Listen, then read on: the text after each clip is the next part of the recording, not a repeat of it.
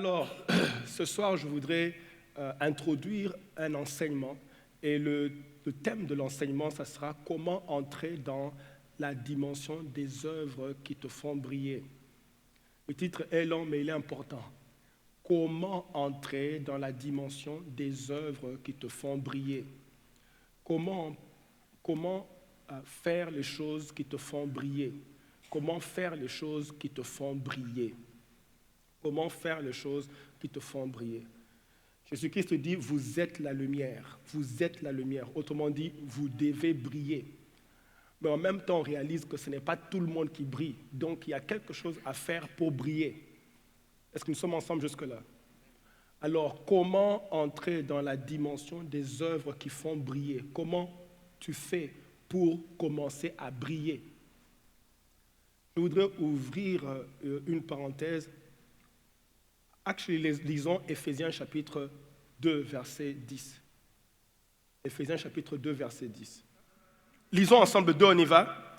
Car nous sommes son œuvre, ayant été créés en Jésus-Christ pour de bonnes œuvres que Dieu a préparées d'avance afin que nous les pratiquions. Dieu a préparé des œuvres afin que nous les pratiquions. Ça veut dire que en venant sur la terre, tu es accompagné des œuvres. Il y a des œuvres qui t'ont accompagné et il attend que tu puisses pratiquer ces œuvres-là. Autrement dit, ce qui doit remplir tes activités sur la terre doit être des œuvres divines qui ont été assignées à ta vie. Ce sont ces œuvres-là qui doivent remplir ton horaire. Nous sommes ensemble jusque-là. Alors, peut-être la question à se poser maintenant déjà, c'est peut-être réfléchir sur les œuvres que tu es en train de faire maintenant viennent d'où? Les œuvres, ce que tu fais maintenant dans ta vie, ce qui occupe ton horaire maintenant dans ta vie, ça vient d'où? Où est-ce que tu as été inspiré? Où est-ce que qui t'a conseillé? D'où vient ce que tu es en train de faire maintenant? Ça vient d'où? J'ai réalisé une chose, que Dieu a plusieurs façons de répondre aux besoins de ses enfants, surtout par rapport au manque. Dieu a plusieurs façons de répondre aux besoins de ses enfants. J'ai réalisé qu'il peut donner des choses aux gens, mais à ses enfants, il a une autre façon de donner à ses enfants. Il y a une femme dans la Bible, une veuve, qui a crié au prophète pour lui dire « J'ai plusieurs factures, j'ai des factures et mon mari est mort et je ne sais pas comment payer ces factures-là. » Et donc la femme a fait ce cri-là au prophète. Dis-nous, mon mari qui était le serviteur de Dieu est mort et il nous a laissé dans plusieurs dettes. Et là, je me retrouve dans ces dettes-là et je ne sais pas comment m'en sortir.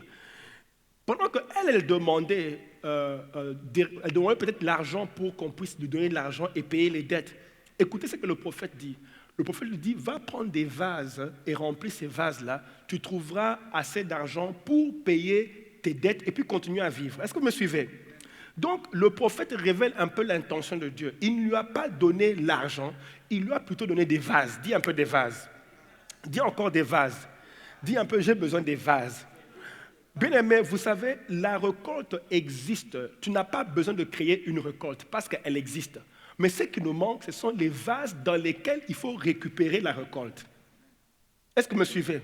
La récolte, suivez-moi très bien, la récolte existe. Il y a une récolte assignée à ta vie. Quand tu es envoyé sur cette terre, il y a une récolte qui t'attend. Le problème maintenant, c'est les vases dans lesquels tu vas récupérer cette récolte-là. La question qu'on peut se poser maintenant, c'est que, ok, tu veux que Dieu puisse remplir. Il va remplir dans quoi? Qu'est-ce que tu proposes? Qu'est-ce que tu présentes pour que Dieu remplisse? C'est pour ça que le prophète dit à la femme, va prendre les vases. Et c'est dans ces vases-là que Dieu a commencé à remplir. Vous allez, selon l'histoire, vous rendre compte que quand les vases se sont terminés, l'huile aussi a arrêté de couler. Autrement dit, la moisson est limitée à la quantité de vases que tu as ou à la grandeur des vases que tu as. Est-ce que nous sommes ensemble jusque-là? Alors, nous allons étudier c'est quoi les vases. je donne quelques principes. Aujourd'hui, je préfère introduire et je vais utiliser tout ce que j'ai dit jusque-là pour résumer tout ce que j'ai dit jusque-là pour introduire l'enseignement. Mais c'est quoi les vases? C'est quoi les vases? Les vases, ce sont les œuvres. Dis un peu les œuvres. Autrement dit, il y a des choses que tu fais qui vont te permettre de recevoir ou de récolter pour payer même tes factures. Il faut certaines œuvres. Tu dois faire certaines œuvres pour recevoir. Est-ce que vous me suivez? Il y a des œuvres que tu dois faire pour recevoir. Il y a des œuvres que tu dois faire pour recevoir. Alors Dieu ici dit, ayant été créé en Jésus-Christ pour des bonnes œuvres. Je vais un peu interrompre ce que je dis maintenant pour essayer de rentrer en arrière à notre enseignement qu'on a eu jusque-là, et puis on va toucher quelques points avant d'introduire cet enseignement de comment briller, comment briller, comment briller. Matthieu chapitre 9, verset 37. Matthieu chapitre 9, verset 37. Est-ce que tu peux dire « je dois briller » pendant que tu cherches Matthieu 9, 37? Dis un peu fort « je dois briller, je dois briller ». Ok, on a trouvé Matthieu 9, 37. Est-ce qu'on peut lire ensemble? Deux, on y va. Alors, il dit à ses disciples, « La moisson est grande, mais il y a peu d'ouvriers. Priez donc le maître de la moisson d'envoyer des... » Ok, ici, Dieu nous signale encore qu'il y a une grande moisson. Est-ce qu'on peut dire moisson?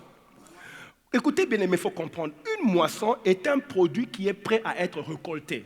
C'est-à-dire que toi, tu ne vas pas aller fabriquer une moisson ou créer une moisson ou inventer une moisson. La moisson, c'est un produit qui n'attend que toi. Est-ce que nous sommes ensemble jusque-là? La moisson existe, elle est là pour toi, elle n'attend que toi. Dieu révèle qu'il y a déjà une grande moisson. Il y a des clients qui n'attendent que ta compagnie. C'est-à-dire que la moisson est là, elle n'attend. La Bible dit, il y a une grande moisson. Et quand Dieu dit, la moisson est grande, mais il y a peu d'ouvriers, dans notre contexte, parce que vous voyez, il faut toujours cibler la moisson que tu veux récolter. Qu'est-ce que tu veux récolter? Tu dois connaître, cibler la moisson. Dis un peu cibler. Tu dois cibler. Vous voyez, bien aimé, vraiment, est-ce que vous me suivez? Il ne faut pas mener une vie sans calcul. Vous voyez, beaucoup d'entre nous, tu te lèves le matin, tu cours au travail, tu rentres à la maison, tu dors. Ça c'est lundi, ça c'est lundi, ça c'est lundi. Mardi, tu te lèves le matin, tu cours au travail, tu rentres, tu dors. Ça c'est mardi. Mercredi, tu te lèves le matin, tu cours au travail, tu dors. Ça c'est où maintenant? Mercredi, jeudi. Ça c'est tout ce que tu es en train de faire. Pendant que tu cours au travail et puis on t'appelle au téléphone, c'est une facture que tu dois payer. Tu payes la facture et tu dis, ah, j'ai accompli ma destinée sur la terre. Donc, nous vivons des factures. C'est ce qui te motive d'aller au travail, c'est payer une facture, payer le loyer, payer comment on appelle ça, le car loan, comment on appelle ça,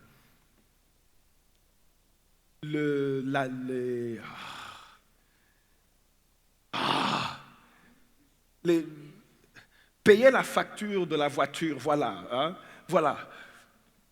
Non, ça ne vient pas de Dieu. Ça ne vient pas de Dieu. Dieu a dit, il t'a créé en Christ pour des bonnes œuvres, pas pour payer les factures. Donc j'essaie de nous amener à un point de réaliser qu'il y a un style de vie que Dieu veut qu'on puisse vivre. Est-ce que nous sommes ensemble jusque-là? Alors Dieu dit ici qu'il y a une moisson, donc tu dois cibler la moisson. Avoir dans ta tête, tu dois définir ce que tu veux conquérir. Définir. Dis un peu définir. Définir. Pendant que je parle, tu dois te dire, ok, qu'est-ce que je veux conquérir au juste? Qu'est-ce que je veux cibler? Qu'est-ce que je dois avoir au juste? Alors Dieu dit ici, dans notre cas, ici à Sava, dans notre cas, nous avons ciblé la moisson des âmes, gagner les âmes comme étant une cible par rapport aux moissons, à la moisson que nous devons récolter cette année. Et nous avons dit que la moisson, c'est quoi? C'est un produit qui est déjà prêt à être récolté. Autrement dit, Jésus-Christ regarde la foule, il dit, les gens que tu vois ici, c'est une moisson. Ça veut dire, ces gens sont prêts à écouter. Est-ce que ça va? Les gens que tu vois sont prêts à écouter. Tes membres de famille là qui font le gros dos, ils veulent écouter entendre parler de Dieu. C'est ce que Dieu dit. Il dit, tous les gens que tu vois là, ils sont prêts à écouter. Ah Seigneur. Je dis que tous ces gens que tu vois là sont prêts à écouter. Dis un peu, sont prêts à écouter. Ah, bien-aimé, les gens sont prêts à écouter. Les gens sont prêts à écouter. Jésus voit la foule, et puis la foule venait avec engouement. Il dit, tous ces gens ont un cœur prêt à écouter. Prêt à écouter. Prêt à écouter. Les gens sont prêts à écouter. Tes membres de famille là sont prêts à écouter. Ils sont prêts à écouter. Tes amis, tes collègues au travail sont prêts à écouter. Dieu les appelle moissons. C'est la moisson. Alors maintenant, suivez-moi. Alors Jésus-Christ dit, c'est une grande moisson. Ils sont nombreux. Maintenant, la grande question est celle-ci. Oh, ils vont écouter qui? Est-ce qu'ils vont écouter tous les chrétiens ou ils vont écouter une catégorie de chrétiens? La Bible nous enseigne ici que Dieu nous dit qu'ils vont écouter les ouvriers. Parce qu'il dit, priez pour que Dieu envoie des ouvriers. Ça veut dire que la moisson n'écoute pas tout le monde. La moisson, suivez-moi, n'est pas pour tout le monde. Écoutez, quand je dis la moisson, ça veut dire ceci. Ici à l'église, on parle de la moisson de gagner les âmes. Mais même quand tu ouvres une compagnie, les clients ne sont pas pour tout le monde. Oui. Ce n'est pas tout le monde qui va... Comment je peux dire cette moisson ici n'écoute pas tout le monde, elle n'est pas convaincue par tout le monde.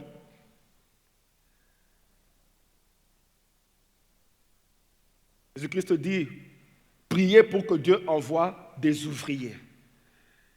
La moisson donc n'est pas prête à écouter tout le monde, la moisson veut écouter les ouvriers. La moisson veut écouter les ouvriers.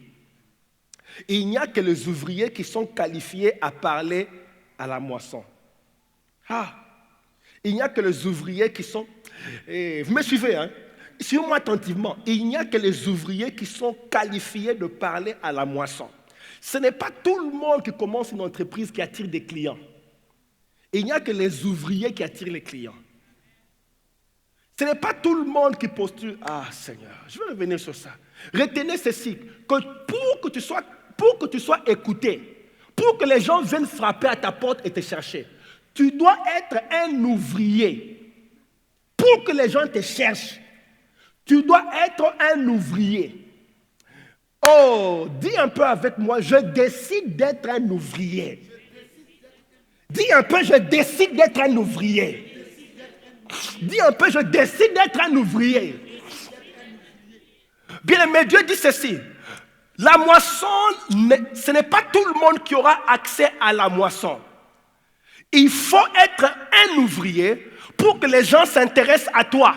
Si tu as quelque chose à dire, il faut d'abord que tu puisses te poser la question, suis-je un ouvrier avant d'ouvrir la bouche? Peut-être qu'il faut encore qu'on se pose la question, ou bien qu'on redéfinisse, c'est qui un ouvrier? C'est qui un ouvrier? Nous avons dit qu'un ouvrier, c'est un auteur.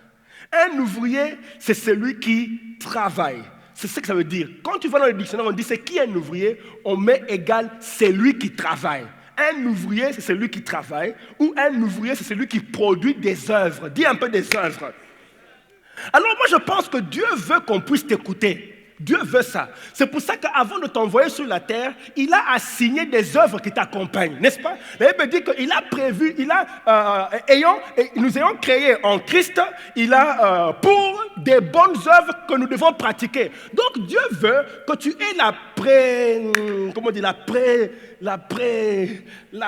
prédominance.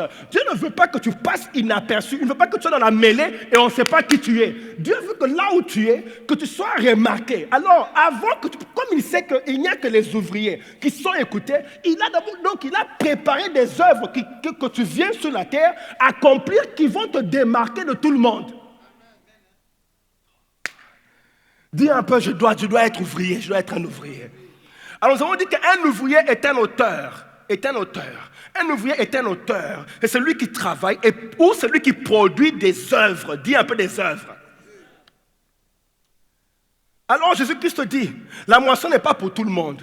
Bien aimé, pendant que je priais, je demandais à Dieu, mais je risque de dire la même chose. Dieu me dit, oui, il faut que tu dises la même chose. Parce qu'il faut que ça entre jusque dans notre système. Que tu te dises, si cette année est une année de récolte, je dois être un ouvrier pour récolter. Est-ce que vous me comprenez? Sinon, on risque de... Vous voyez, quand Dieu fait des déclarations, vous risquez de penser que l'année est passée, puis je n'ai rien eu. Tu n'as rien eu parce que tu n'étais pas qualifié. Est-ce que vous me suivez? Maintenant, pour se qualifier, tu dois être un ouvrier. Dis un peu, je dois être un ouvrier. Dis encore, je dois être un ouvrier. Donne à quelqu'un un high five, demande-lui, est-ce que tu es un ouvrier? Demande-lui, même s'il ne veut pas, demande, est-ce que tu es un ouvrier? Tu es un ouvrier. Vous voyez, peut-être que ce mot sonne mal pour ceux qui ont travaillé dans certains pays. Quand on dit un ouvrier, c'est les gens qui reviennent de chemin de fer et tout ça. Non. Dans la Bible ici, un ouvrier, c'est un œuvreur. C'est lui qui produit des œuvres. C'est un ouvrier. Alors dis un peu, je suis un ouvrier. Donc Dieu dit, pour que tu sois, Dieu ne veut pas que tu passes inaperçu, il veut que les choses que tu dises aient l'impact sur les gens. Alors il dit, avant de t'envoyer sur la terre, pour que tu ne sois pas, tu ne sois pas ignoré comme non, il dit, il attache des œuvres à ta vie. Comme ça, quand tu atterris sur la terre, quand tu parles, tes œuvres, Seigneur, il y a la masse des gens qui cherchent des solutions. Jésus dit, tu vois, ces gens, c'est la moisson. C'est une masse de gens qui courent derrière cherchant des solutions. Et Jésus dit, pas les chrétiens. Il ne faut pas que les chrétiens aillent parler. C'est des ouvriers qui doivent aller parler. Parce que tous les chrétiens ne sont pas ouvriers. Nous sommes ensemble jusque-là. Ok. Un ouvrier, c'est qui? C'est lui qui travaille ou produit des œuvres. Produit des œuvres.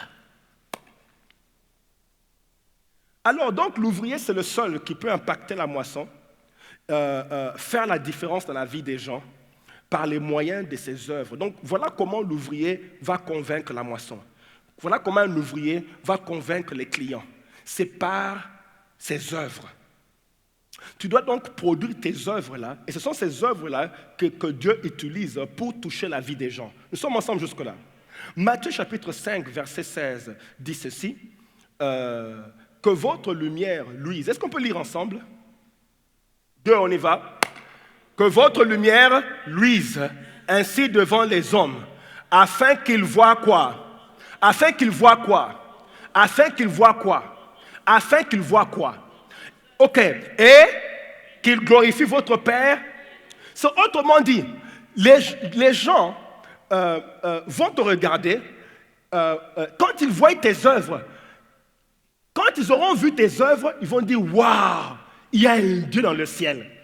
Mais vous voyez bien aimé, quelles sont ces œuvres ici qui vont pousser les gens à dire « Il y a un Dieu dans le ciel ». C'est quel genre d'œuvres? Réfléchissons un peu. Quelles sont les œuvres qui poussent quelqu'un à dire « Il y a un Dieu ».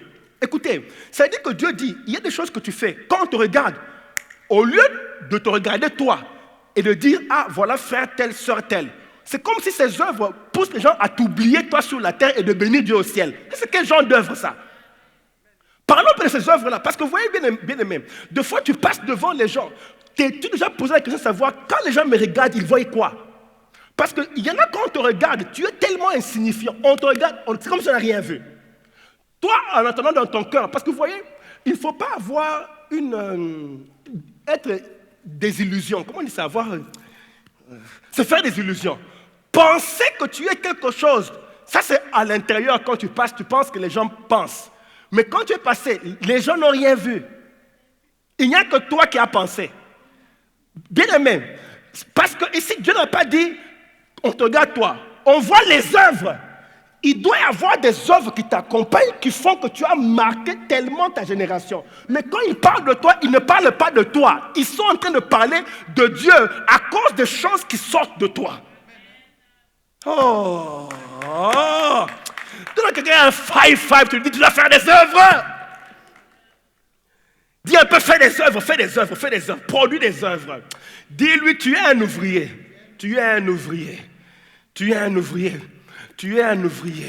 Moi, je bénis Dieu. Il n'a pas voulu que tu viennes sur la terre avec rien.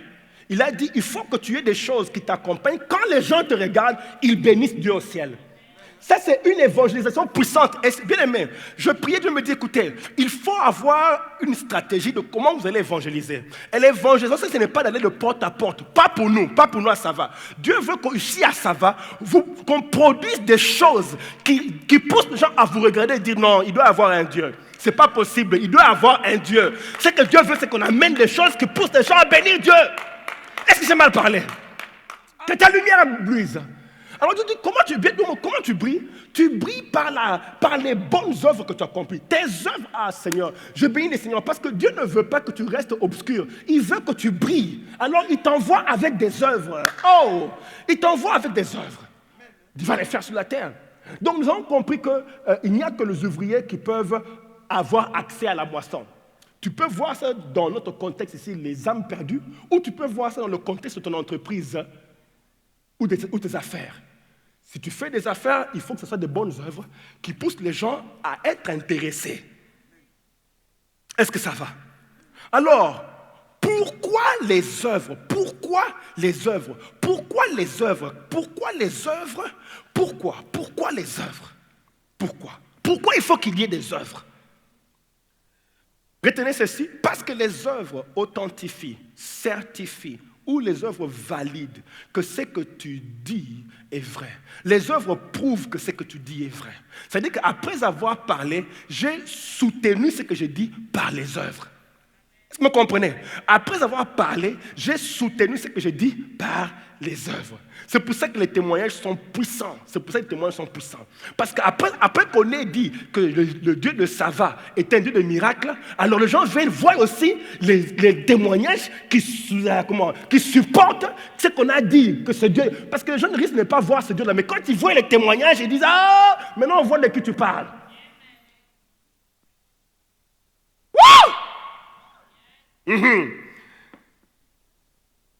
Les œuvres authentifient, les œuvres certifient, supportent ce que tu dis. L'œuvre confirme que ce que tu dis est vrai. Regardez dans Marc chapitre 16, verset 20. Est-ce qu'on peut lire ensemble deux? Marc chapitre 16, verset 20. Marc chapitre 16, verset 20. Est-ce qu'on peut lire ensemble deux? On y va. Et ils s'en allèrent prêcher partout. Est-ce qu'on peut dire prêcher? On reprend. Et ils s'en allèrent prêcher partout.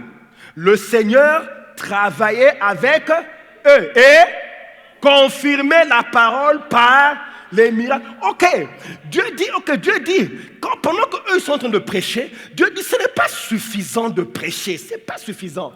Il faut qu'après avoir parlé, que ce que tu dis soit confirmé par une œuvre. Nous sommes ensemble jusque-là. Ça va être confirmé. Donc, bien aimé, il ne suffit pas seulement de dire aux gens, vous irez en enfer. Ou il ne suffit pas seulement de dire aux gens que Jésus-Christ revient. Après avoir donné cette parole-là, il faut maintenant qu'il y ait des œuvres qui confirment ce que tu as dit. Et nous sommes ensemble jusque-là. Il y a eu je vais vous montrer un verset intéressant. Lisons un peu 2 Chroniques, chapitre 9, verset 8. Lisons un peu ensemble. Il est court, lisons ensemble ce passage. 2, on y va. Est-ce qu'on peut encore lire? Très fort, 2, on y va. Béni soit l'Éternel, béni soit l'Éternel, béni soit l'Éternel, ton... Voyez, si moi vous vous demandez c'est quoi? Écoutez, ce passage ici, cette déclaration ici a été faite par la reine de Séba. La reine de Séba était une reine païenne qui a quitté son pays Séba, ou son royaume Séba, pour aller jusqu'à Jérusalem et rencontrer Salomon. Elle a quitté son pays Séba pour aller jusqu'à Jérusalem et rencontrer Salomon. Elle arrive là-bas, elle pose à Salomon toutes les questions qu'elle voulait. Elle est impressionnée par le degré de sagesse que Salomon avait. Mais ce n'est pas tout. Elle me dit qu'après avoir écouté Salomon, il a bien parlé. Mais elle tourne autour, elle voit la quantité de biens que Salomon avait. Elle dit béni soit l'Éternel, sans prédication. Allez lire. Elle écoute Salomon. Elle regarde la quantité de biens, de richesses. Elle dit, elle devient chrétienne. Elle dit, non, je deviens chrétienne. Elle te bien aimée. C'est-à-dire qu'au-delà de juste parler, quand elle regarde ce que l'homme avait produit, la Bible dit, elle voit les maisons, elle voit les offrandes qu'on amène à Dieu. Il y a des offrandes qui vont... On dit offrande. Quand elle a vu ce que les gens donnaient à Dieu, elle a dit non. Ce Dieu-là doit être un vrai Dieu. Vous voyez des choses que quand on donne à Dieu, même le païen est choqué. Il se dit que ça doit être un vrai Dieu, qu'on lui donne des choses comme ça. Vous comprenez? Mais quand vous amenez une télévision cassée et une chaise qui avait 4 pieds avant, mais qui manque 1,5, quand vous amenez des choses comme ça à Dieu, même le païen sait que vous n'êtes pas sérieux. Il sait que vous mentez. Le païen sait que ça c'est quel Dieu qui accepte ça. Mais quand vous amenez des offrandes solides, on donne. Il se dit, ces gens doivent avoir un vrai Dieu. Parce que pour se séparer d'une telle somme et donner à Dieu, il doit être vrai. Oh, j'ai mal parlé? Oui, ça veut dire que quand tu donnes à Dieu, même ton offrande est une forte prédication. La reine de Saba, elle part. Elle voit comment Salomon donne. La Bible dit, ça l'a tellement dépassé. Elle dit, béni soit l'Éternel. Mais les païennes, chez eux, ils adorent plusieurs dieux. D'après l'histoire, ils ont un Dieu qu'on appelle le Dieu soleil. Donc, elle n'est pas venue pour l'Éternel. Elle est venue pour voir questionner. Mais quand elle arrive là, elle voit les richesses.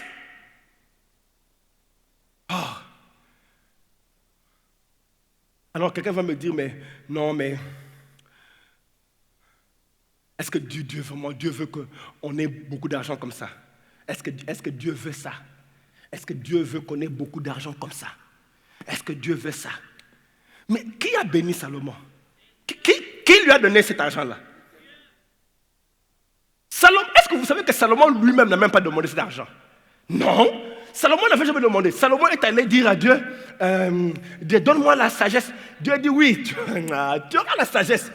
Mais laisse-moi te donner ce que tu n'as pas demandé. Il exagère, il remplit les comptes de Salomon au point de convertir la reine de Séba avec l'argent de Salomon. Non, mais moi je prie que Dieu vous bénisse au point où les païens te regardent, ils disent tu as Dieu. Il te regarde, il dit tu dois avoir un Dieu. Ce n'est pas normal la quantité d'argent que tu as. Tu dois avoir Dieu. Donne à quelqu'un un je lui dis je reçois. Mais comment? Mais dites-moi un peu comment vas-tu le convaincre? Il faut qu'il te regarde, ils se disent comment tu as eu ce que moi je cherche du matin au soir. Vous comprenez un peu? C'est pour ça que je dis, quelles sont les œuvres? Parce que vous voyez, quand on parle des œuvres, vous pouvez penser que non, les gens vont se convertir seulement quand vous faites les orphelinats, Non, mais attendez. Dans ce cas de Salomon, c'était le degré de sa sagesse et la quantité de ses biens qui ont fait que la reine a quitté là où elle est venue. Elle a dit même, ce que j'ai vu, ce n'est même pas la moitié de ce qu'on m'a raconté.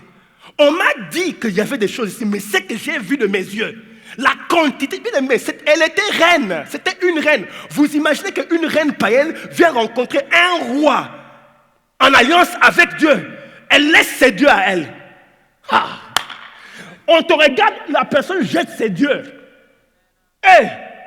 Oh Seigneur, bien aimé, je prie, tu ne peux pas quitter cette terre sans goûter à des choses comme ça que Dieu nous propose. Oui! Tu dois amener un niveau de Dieu qui pousse les gens te regarder et dire you must have God, tu dois avoir Dieu. Il doit avoir un degré de sagesse quand tu ouvres la bouche. On dit mais où est-ce que tu as eu ça? Où est-ce que tu as eu ça? Crie un peu un bon je reçois. Un bon je reçois. Un amen prolongé. Oh! Vas-tu quitter la terre seulement comme ça là? Donc tu es venu jusqu'ici. Jusqu'ici. You made it. Jusqu'ici. Et puis tu pars. Le devil is a liar. Non, non, non, non. Tu ne peux pas quitter jusqu'ici. You came a long way. Jusqu'ici. Et puis tu repars? Non.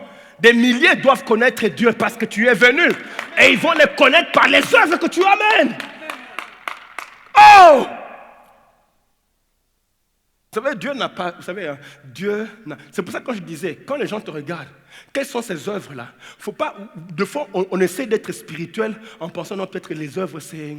un orphelinat. Oui, non, ça c'est des bonnes choses, c'est bon. Mais Salomon ici, c'était la quantité de ses biens et sa sagesse qui a poussé quelqu'un à dire, béni soit l'Éternel. Ah! Si ce que j'ai dit te frappe sur la poitrine, dis Seigneur, utilise-moi aussi dans ce niveau-là. Dis ça, dis ça, dis ça. Utilise-moi aussi dans les niveaux où les rois doivent venir me poser des questions. Oh!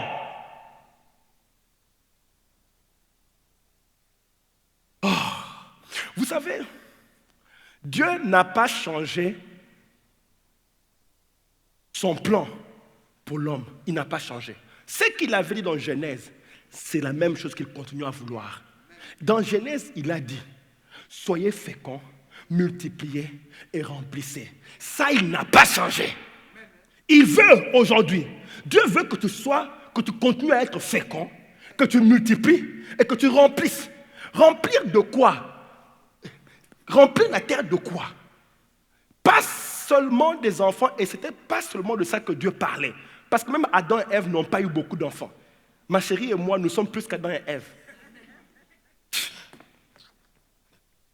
C'est moi, nous deux, là, on a gagné. Donc, ce n'est pas seulement d'avoir les enfants. Adam, ils en ont eu combien? 2. C'est ça? Non, ils en ont eu 3, parce que l'un est mort, donc 3. Même avec 3, on est toujours... Mais suivez. Suivez. Ce n'était pas... Dieu ne parlait pas d'enfants. Quand il dit « soyez féconds, multipliez », remplissez la terre des œuvres, des entreprises, des restaurants, des produits ménagers, des chaînes de télévision, écoles, hôpitaux, des services. Remplissez la terre, qu'il n'y ait pas de vide, que les gens ne manquent de rien. Vous remplissez la terre des œuvres.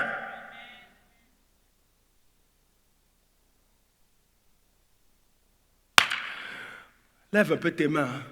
Dis Seigneur Jésus, donne-moi le discernement de comprendre et saisir les œuvres que tu veux que je puisse accomplir sur cette terre. Et donne-moi la grâce de ne pas quitter cette terre sans les accomplir. Au nom de Jésus, donne-moi la grâce de ne pas quitter cette terre sans les accomplir.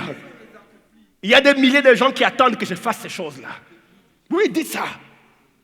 Au nom de Jésus. Qui est un bon amen? Oh Seigneur, Seigneur, quelqu'un attend que tu fasses. Vous savez, écoutez, je vous dis une chose, je le dirai encore 1000 fois. Suivez-moi très bien. Si vous n'avez pas retenu ce que je veux dire, retenez cette chose ici. Sur cette terre, si tu ne produis pas des œuvres, tu es insignifiant, tu es inutile, tu es sans importance.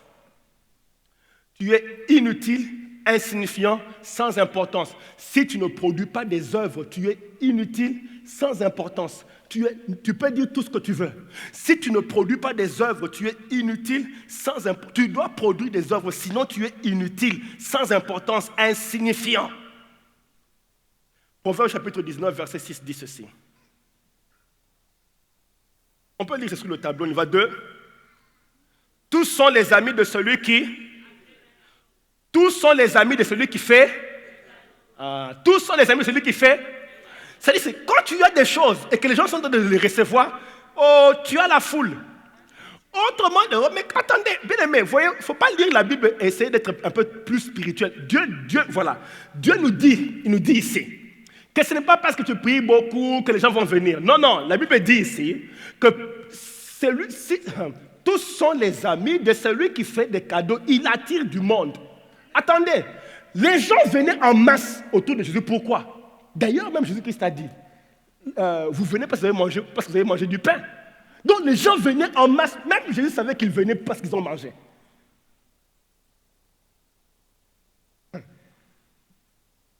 C'est-à-dire que ça facilite même l'évangéliser parce que tu as déjà beaucoup d'amis qui viennent. Ils viennent eux-mêmes. Tellement que tu as des choses que tu donnes, les gens viennent. Et puis tu peux les faire asseoir et leur dire Jésus est bon.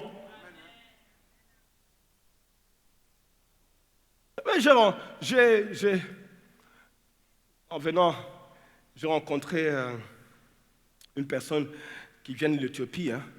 Je lui demande, dis-moi en Éthiopie, quelle est la religion la plus forte? Il dit, mais la religion la plus forte avant, c'était le christianisme orthodoxe. Mais maintenant, c'est les musulmans. Je dis, pourquoi? Il dit, non, mais ils ont l'argent, les écoles, les gens quittent tout, toutes les religions vont là-bas, parce qu'ils financent tout. Mais attendez une minute, c'est pour ça que moi je comprends pas, bien aimé. En tout cas, si tu es venu à Sava, tu as deux choix. Ou tu fais des œuvres, ou je ne sais même pas ce qu'on va faire pour toi, on t'impose les mains. Parce qu'écoutez, bien aimé, pendant que je lisais une histoire, il y a une star américaine qui est dans la région qu'on appelle Kabbale. Kabbale, c'est la magie juive qu'on appelle Kabbale. Tout le monde connaît ça, c'est la magie juive. Elle est dans cette magie-là, juive. Hein. Avec son mentor, ils sont allés créer des écoles. Ils ont construit 10 écoles dans un pays en Afrique, 10 écoles, et ils servent 4800 étudiants gratuitement. Ils ont payé pour ça. Ils sont partis, ils ont installé ça là-bas. Maintenant, je me demande, quelle est la religion qu'on va enseigner dans cette école-là?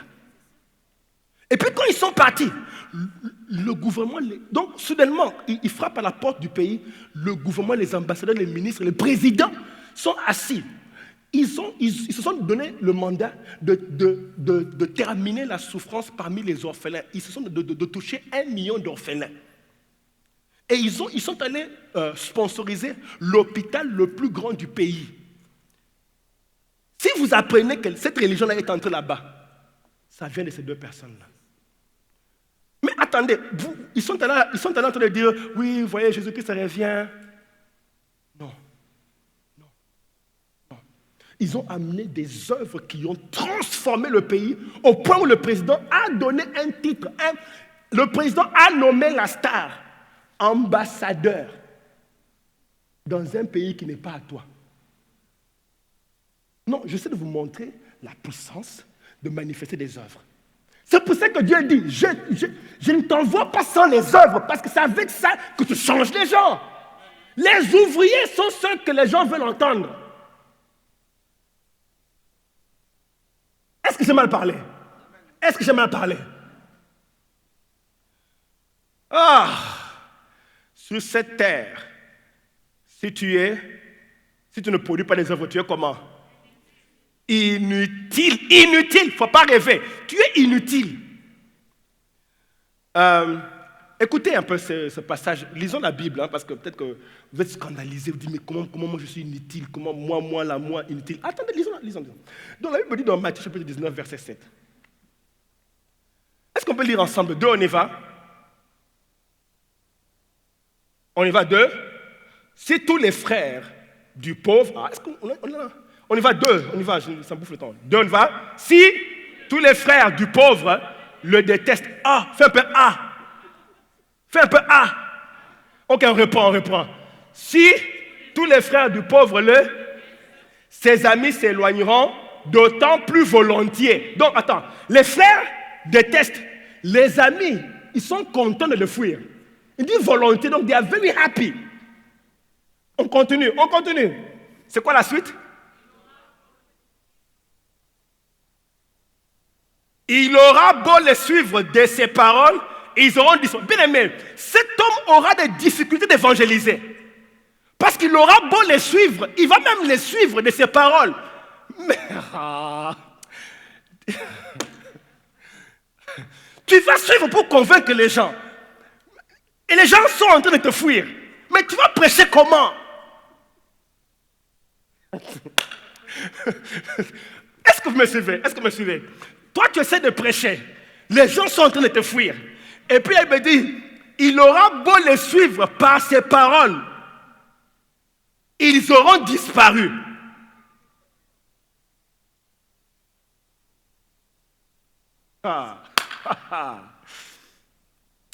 Vous voyez,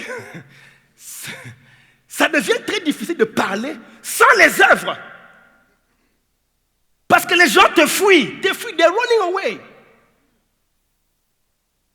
La Bible dit ceci, je répète encore, si ça te scandalise, peut-être c'est une bonne chose, comme ça tu réalises l'état et tu dis je ne peux pas continuer les choses que je fais ici, les gens ont besoin d'être changés et je dois produire des œuvres.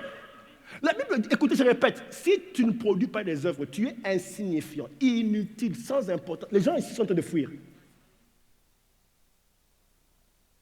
La Bible dit dans Matthieu, vous êtes le sel de la terre, mais si le sel perd sa saveur, à quoi sert-il?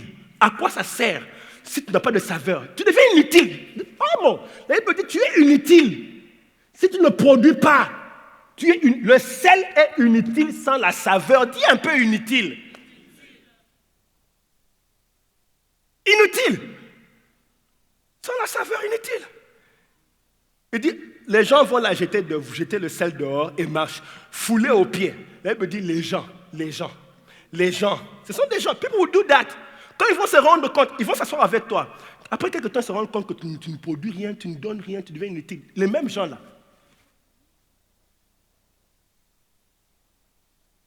Jonas est dans le bateau avec plusieurs païens. Un prophète. Quand les gens se rendent compte que le malheur est venu à cause de Jonas, les mêmes païens l'ont pris, l'ont jeté en dehors du bateau. Ils ont continué. J'ai lu un passage. Vous connaissez Élisée, le prophète Élisée. Il y avait une forte famine en Samarie. Le prophète Élisée est assis en train de parler avec les anciens et tout ça là. Et puis le roi se rend compte que, attendez, comment pouvons-nous être maudits pendant qu'il y a un prophète dans cette ville? Le roi dit, 2 Rois 6:31, le roi dit, écoutez la déclaration du roi.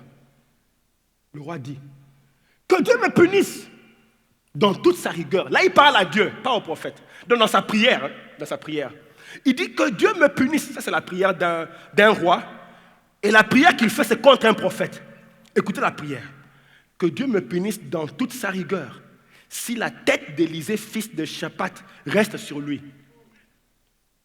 Oui. Pourquoi? Parce que le prophète qui doit produire des prophéties, il ne fait rien. Il est devenu inutile. On a besoin de toi pour les prophéties. Quand ça ne sort pas, tu es inutile. Coupons-lui la tête. Qu'il soit là ou pas, on continue à avoir des problèmes. Coupe-lui la tête.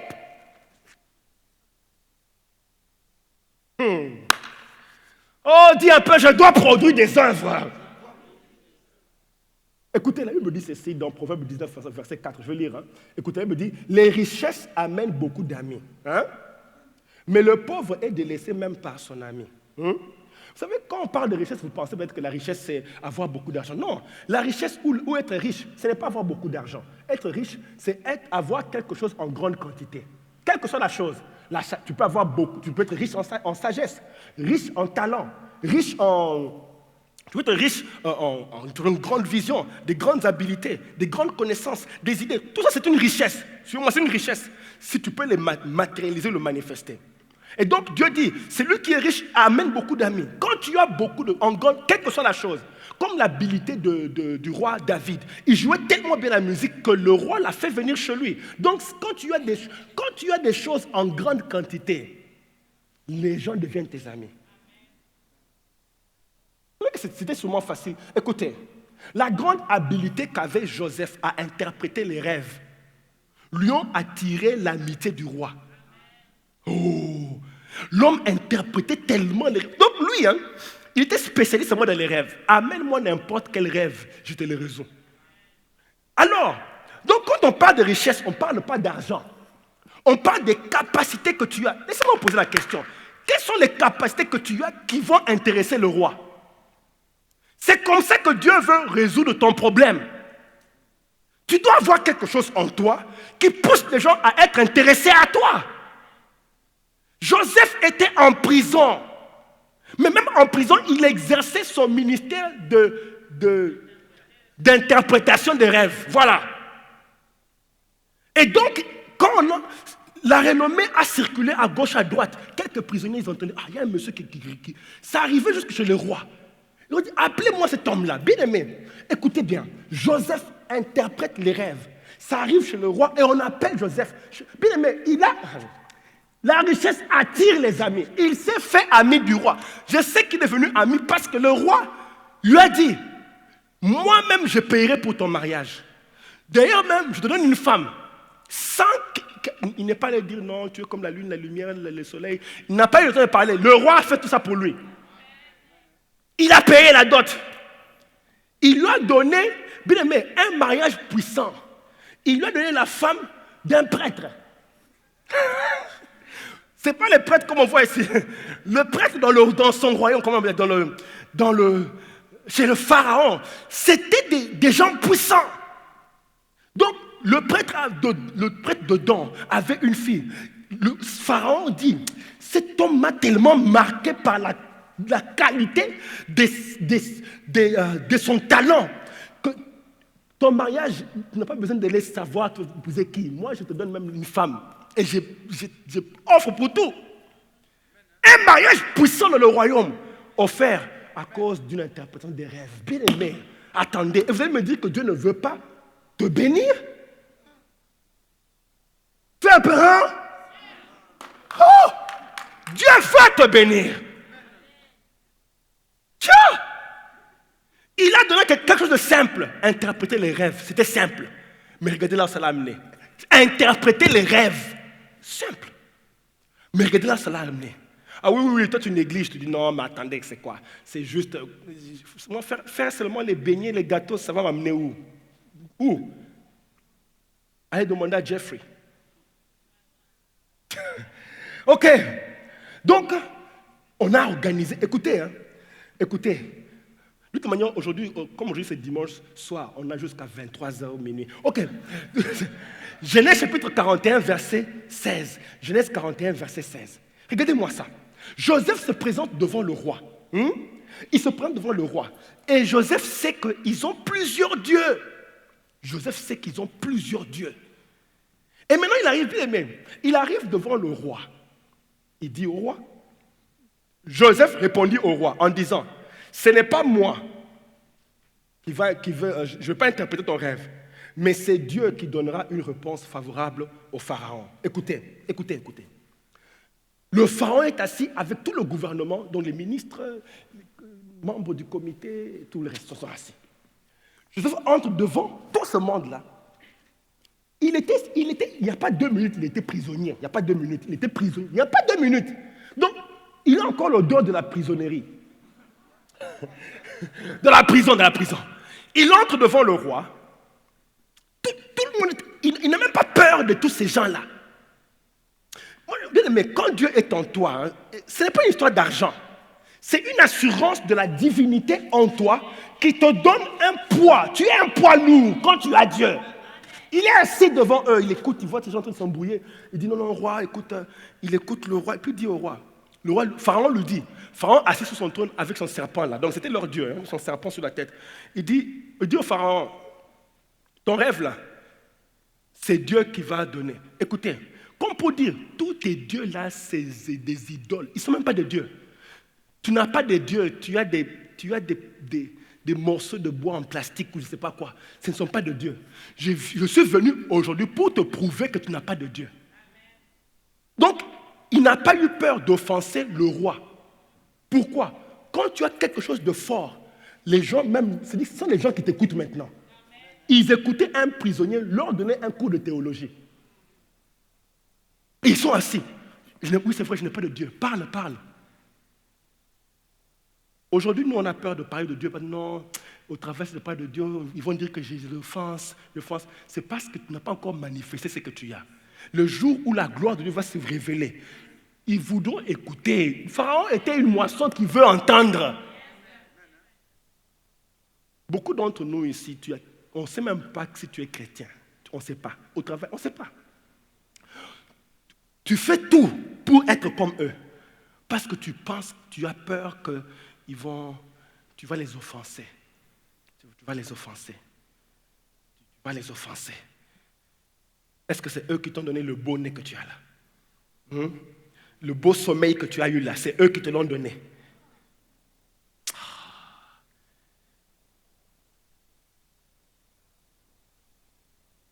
Ok, écoutez, le problème que nous avons, problème que nous avons en tant que chrétiens, le problème que nous avons, c'est on insiste trop, on insiste sur parler et expliquer des choses. Mais des fois, quand tu parles et expliques, ce que tu manifestes n'a rien à voir avec ce que tu dis. Il n'y a pas, ça ne se marie pas. Ce que tu expliques n'a rien à voir avec ce que tu dis. Les œuvres que tu manifestes ne représentent pas les grands dieux dont tu parles. Vous voyez, l'enfant prodigue, je regarde l'histoire de l'enfant prodigue. L'enfant prodigue est sorti avec beaucoup de biens. Mais quand il a épuisé ses biens, la Bible dans Luc 15, il alla se mettre au service d'un des habitants du pays. Est-ce qu'on peut lire ensemble deux? Il envoya danser, gardez-les.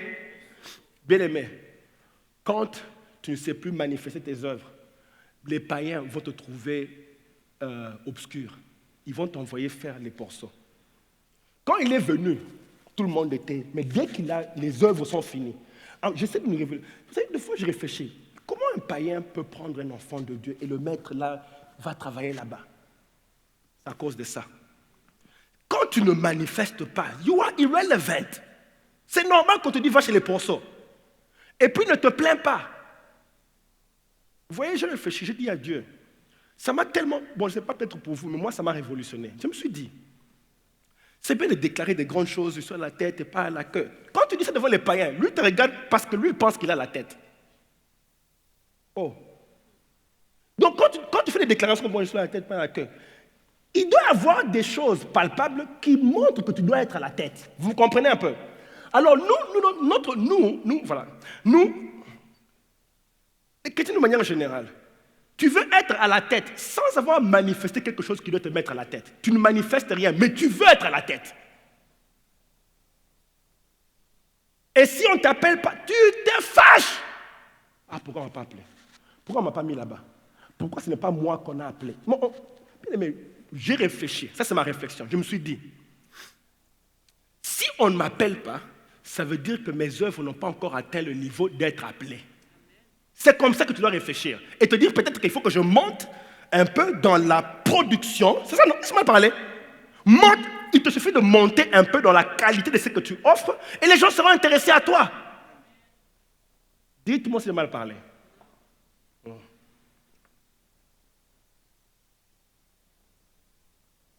Écoutez,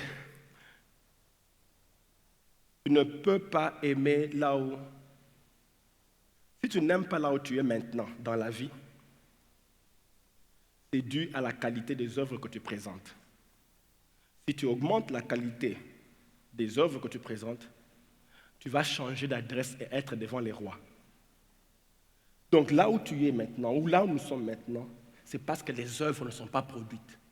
Le jour où ces œuvres-là sont produites, tu changes d'adresse. Maintenant, ce sont les rois, c'est devant les rois que tu vas te tenir. Est-ce que nous sommes ensemble jusque-là? Sinon, on va t'envoyer chez les porceaux. Pourceaux. Proverbe 22, 29 dit, si tu vois un homme habile dans son travail, c'est au service des rois qu'il se tiendra. N'est-ce pas? Il ne restera pas au service des gens obscurs. Autrement dit, si tu vois quelqu'un qui fait bien ses œuvres, s'il produit des choses de qualité, c'est au service des rois qu'il va se tenir. Ah, Seigneur. Autrement dit, les rois aiment les choses qui se distinguent. Les gens de qualité, bien aimé, les clients que tu vas attirer, ça dépend des produits que tu présentes.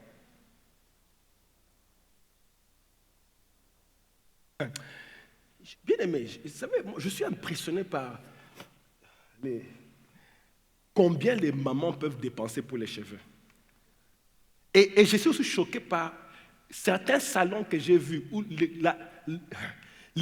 la coiffure seulement, combien on dépense. Tu vois quelqu'un qui dépense $1000 pour ses cheveux, $1000 pour les cheveux. Donc, mais les gens qui font ces gens-là, ils ont quelle qualité? Les gens qui font, c'est que ta façon de faire les cheveux a atteint un degré qui intéresse les rois. Est-ce que vous me comprenez? Il doit avoir en toi un souci. Let me repeat this. Je vais répéter ça. Si on ne t'appelle pas, ne te fâche pas. C'est mal faire. Même si tu dis qu'il y a des jaloux, bien aimé, Les jaloux ne peuvent résister que pendant un peu de temps. Parce que les choses que tu fais vont trop parler. Ça va tellement parler que même les jaloux doivent se taire. Parce qu'à un moment, ce que tu fais est trop beau à être ignoré. Ça brille. Il y a une lumière qui est trop forte sur les choses que tu fais. Mais toi, on ne t'appelle pas. Tu critiques tout le monde. Est-ce que tu t'es questionné sur la qualité de ce que tu présentes? Si c'est de qualité, personne ne peut t'arrêter. Personne. Un jour, on entendra parler de toi. Tu es comme un ballon qu'on ne peut pas étouffer. On va essayer de remettre, mais tu vas ressortir de l'autre côté. Ça, c'est quand tu as des œuvres de qualité. Donc, il n'y a pas à se fâcher. Pourquoi on ne m'a pas dit? Pourquoi on ne m'a pas donné la position? Pourquoi on ne m'a pas mis? C'est ce que tu fais qui a fait que tu sois là. Ceux qui sont habiles sont devant les rois. C'est ce que la Bible dit. Et ceux qui ne sont pas habiles, la Bible dit, sont avec les gens obscurs. Quelque part où on ne sait même pas ce que tu fais. Oui, on va apprendre que non, il a un business, mais je ne sais pas, peut-être qu'il vend les poissons. Non, les savons. Non, on sait pas, mais il fait quelque chose. il fait quelque chose, seulement qu'on ne sait pas quoi. Something. Oui, il fait. Mais on ne sait pas. David était derrière les brebis en train de jouer la musique. Même son propre père n'a pas voulu le faire appeler devant le prophète Samuel. Donc on l'a négligé. Mais le talent était trop fort, jusqu'à ce que ça fait ricocher dans la maison du roi. Ah! Pourquoi tu te plains qu'on ne t'a pas appelé? Comprends seulement que ce que tu fais n'a pas encore une qualité supérieure. C'est pour ça que c'est obscur. C'est obscur. Non, mais au travail, là, des jaloux, ce boulot, c'est des jaloux, les blancs, des jaloux, ils sont tout le temps en train de parler de moi. D'ailleurs, même, ce boulot, c'était moi qu'on devait appeler. Mais regardez, on l'a pris lui, on a la promotion, lui. Et pourtant, il est venu après moi. Il est venu après moi. Mais moi, on m'a laissé, toujours entre eux là. Bien aimé, Joseph ici, était juif, était égyptien. Moi, j'imagine Joseph, un jeune là, qui entre dans la maison du Pharaon avec un accent dans la langue égyptienne. Il est devant des gros messieurs qui ont étudié, il est là. Avec un accent, il avait un accent. Il est en train de dire, me speak small, but you king, you have the dream. Me explain your dream. You see big, eat. Et le roi dit, c'est-à-dire que, qu'est-ce que c'est d'expliquer? Oh Seigneur, je prie que ce que je dis ici vous saisisse. Quelque part, on te dise, I'm sick and tired d'être passé tout le temps, passé comme ça, passé. Quelque part, il faut que je révèle les choses de Dieu qui vont marquer aussi ma génération. Tu te réveilles le matin, tu parles, c'est tout ce que tu fais. C'est tout ce que tu es venu faire. Non! Il y a des choses que Dieu a mises en toi qui doivent sortir sur la surface et que les gens soient bénis. La Bible dit il y a beaucoup d'appelés et peu d'élus. Les appelés. Il y a beaucoup de gens qui viennent, comme les gens qui pensent qu'ils sont appelés à être présidents. Plusieurs postulent. Ce n'est pas tout le monde qui devient président. Il y en a qui peuvent postuler pendant 5 ans, 10 ans, 20 ans, 30 ans. Et finalement, ils ne deviennent pas présidents. Il y en a aussi qui postulent, deviennent présidents. Être élu, ça veut dire que tu as été qualifié. Plusieurs disent qu'ils ont des entreprises, mais il y a peu qui percent. Être qualifié ne veut pas dire que tu avais quelque chose avant pour être qualifié. C'est seulement dire que tu as travaillé pour te faire qualifier. La Bible dit que c'est ceux qui courent dans le stade. Il y en a plusieurs qui courent dans le stade. Dieu dit, quand toi tu cours pour remporter le prix. Cours comme quelqu'un qui veut remporter le prix. Je regardais dans les Jeux olympiques d'hiver. J'ai vu plusieurs pays. Il y avait presque 3000 athlètes. Mais ce n'est pas tous qui ont eu les médailles. Mais quand ils sont tous venus, ils ont dit, moi je peux. Non, c'est vrai, tout le monde, c'est bon, vous aurez tous des médailles. Mais entrons maintenant à la course. C'est ceux qui ont travaillé, qui ont remporté. C'est quoi mon point? Mon point, c'est que ce n'est pas... Nous avons tous des œuvres, Mais il y a des gens qui sont assis ici, qui se disent, moi je ne peux pas continuer une vie médiocre. Je vais travailler pour atteindre le niveau qui peut impacter la vie des milliers de personnes. Il y a beaucoup de gens que Dieu a mis à tes côtés qui n'ont besoin que tu produises quelque chose qui va toucher leur vie. C'est la moisson.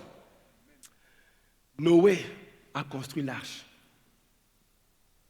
Vous allez regarder l'arche de Noé. L'arche de Noé, en hauteur, ça peut prendre 4 étages en hauteur. 4 étages. En longueur, un terrain de football en longueur et la moitié. Donc, tout un terrain et la moitié d'un terrain. Quand Dieu dit à Noé de construire, il n'a jamais expliqué pourquoi il ne pouvait pas. Il n'a pas dit, Noé pouvait dire, personne ne va m'aider, je n'ai pas d'argent, je n'ai pas le temps. Ça, c'est les raisons que nous on donne pour ne pas faire la volonté de Dieu. Mais aujourd'hui, Noé est connu à cause de l'arche. Il est connu pour ça. L'arche. Sans l'arche, Noé n'est pas connu. Je suis convaincu. Moi, je dirais ceci. Au lieu de donner des excuses, saisis l'opportunité de briller. Toute excuse que tu donnes est un assassinat contre ta destinée.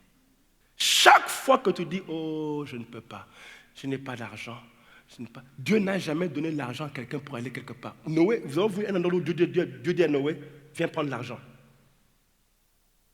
Parce que ce n'est pas une affaire d'argent.